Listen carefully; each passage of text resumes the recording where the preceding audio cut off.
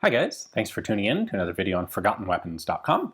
I'm Ian McCullum, and today we're taking a look at a Beretta 92 that's not quite a Beretta 92.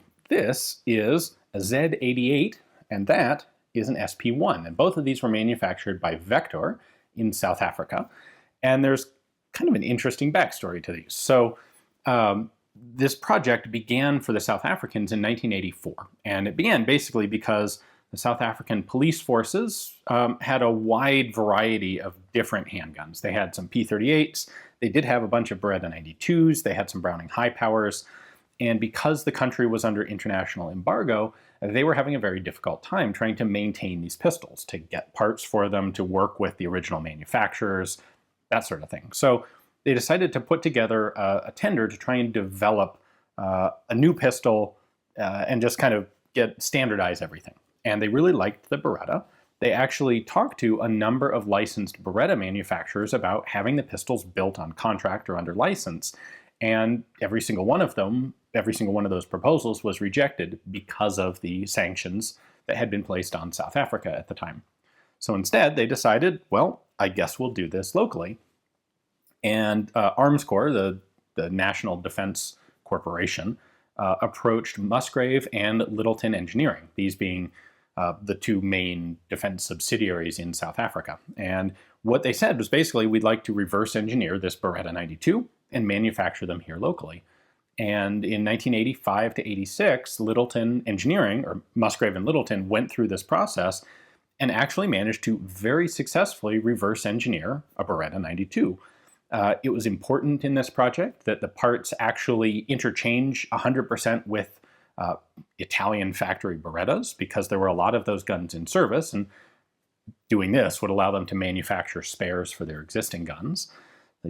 They did that. They took I think it was a 20-gun sample of Berettas, and they used those to reverse engineer the whole technical data pack. So it's actually really quite impressive that they managed to put together a really high-quality gun without any actual technical assistance from Beretta, just taking a bunch of existing Berettas and figuring out exactly what, not just the part sizes, we've talked about this before, that's not really the important part. It's things like the heat treating standards, the material standards or specifications, and the tolerances on every single individual machining operation has its own independent tolerances.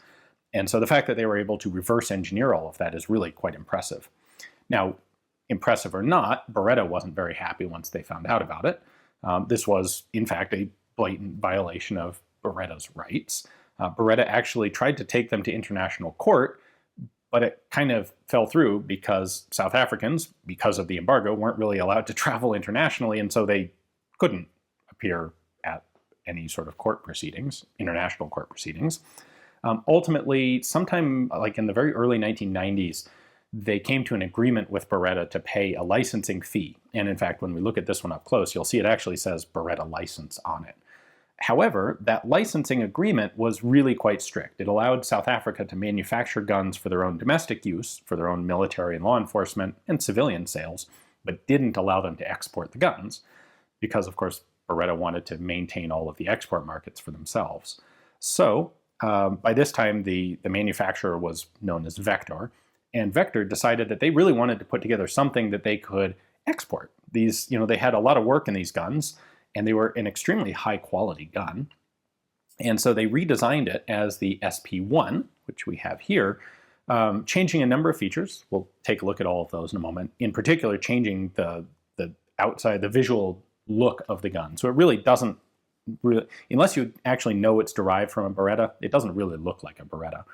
And the SP1, they were able to export. So they manufactured the SP1 from about 1991 until 1998. In 98, Vektor shut down all small arms production. It was a government-owned subsidiary, and the government at that point decided it just didn't want to be involved in the business of manufacturing small arms. So that all shut down, but had about a 9-year production run. They made a bunch of different varieties, which again we'll talk about in a moment. So here are both of the guns, an SP1 and a Z88. We'll start by taking a look at the Z88. There's no mistaking what it is when you see it. Very prominently marked there, Z88, 9mm Parabellum, made in South Africa. And there's a big Vektor logo on the front of the slide, along with a serial number, which we're going to see elsewhere as well. Now, the way they manufacture these guns is, upon production, they were all serialized. So this is gun 120, almost 123,000. And then when the guns were actually issued, they were given serial number prefixes. And the prefix is based on what agency or purpose the gun was being assigned to. So in this case, Q was the prefix for the South African police, T was the prefix for civilian sales, and there's a few of the guns, like this one, that actually have both, and that indicates a gun that was actually earmarked for police use and then later redirected to the civilian market. So they just added that civilian T onto the front of the existing serial number prefix. As this is one of the later production guns, one of the last versions, you'll see it is marked Beretta license. They had that agreement going. And that allowed South Africa to produce the guns for domestic civilian sales, as well as both police and military use. These were used by the military. And we have Vektor logos molded into both of the grip panels. Beyond that, the gun is a complete, direct, and pretty much perfect copy of the Beretta 92. Parts interchange, magazines obviously interchange. It looks exactly like and functions like, and is, for all practical purposes, a Beretta 92.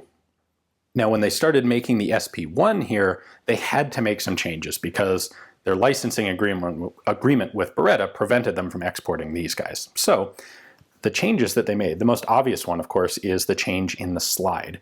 And in addition to differentiating the gun from a Beretta 92, what they were also aiming to do with the SP1 project is reduce the cost of manufacture. So this very flat, angular slide design, it looks different than the Beretta. It actually looks pretty cool, and it's less expensive to machine. It's a simpler process to make those cuts than the curved open slide of the Beretta.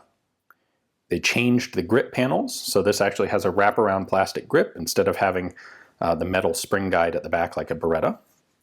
Maybe one of the most substantial mechanical changes they made was to get rid of the slide-mounted decocker that the Beretta has and replace it with a frame-mounted ambidextrous manual safety. So there is no longer a decocker on these pistols, you just have the thumb safety. The barrel length was reduced just slightly, so the barrel is now flush with the end of the slide instead of sitting a little bit proud like the Beretta.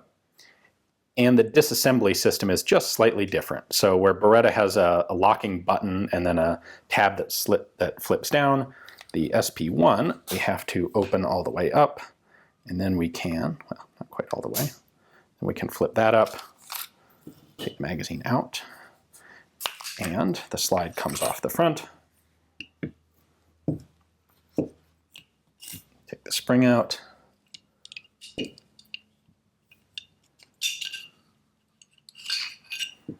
Can take the barrel out. You can see that mechanically this is still the same system as the Beretta with this pivoting locking block.